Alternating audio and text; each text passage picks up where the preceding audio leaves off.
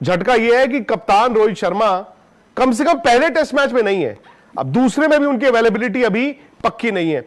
इस सारी सिचुएशन को, ये जो नतीजे होम सीरीज हुई है, इसको आप बॉर्डर गावस्कर ट्रॉफी में कैसे देखते हैं? ये देखिए, कप्तान को पहली टेस्ट खेलना जरूरी होता है।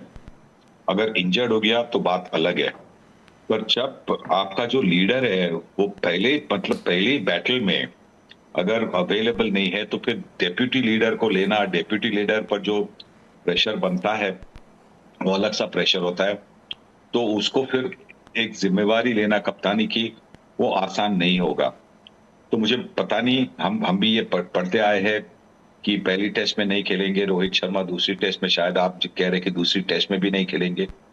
तो अगर ऐसी बात है तो मैं तो ये कहता हूं कि अभी अभी भारतीय सिलेक्शन कमेटी को ये बोलना चाहिए, अजीत आगरकर को बोलना चाहिए, भाई आपको जो करना है, रेस्ट करनी है, रेस्ट कर लो, जो भी है आपकी पर्सनल रीजन है।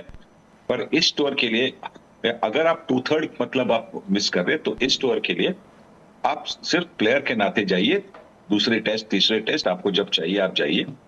पर हम इस टूर का कप्तान बदल के जो वाइस कैप्टन है उसको हम कप्तान बनाएंगे, क्योंकि क्लैरिटी होनी चाहिए कि कप्तान की जिम्मेवारी है कि जब, और खास करके जब यहां पे हम 3-0 हार गए हैं तो लीडर को होना जरूरी है, बिल्कुल जरूरी है। सर आप, यानी कि मैं अगेन दोबारा से अगर ध्यान से सुन पाया हूं तो आपने ये कहा कि अगर सीरीज की बिगिनिंग में कप्तान नहीं जाते हैं, रोहित पहला टेस्ट मैच नहीं जा रहे हैं, तो फिर जब भी वो अवेलेबल हो तो बतौर खिलाड़ी खेले और अभी से एक पूरे दौरे का नया कप्तान बनाकर रखा जाए।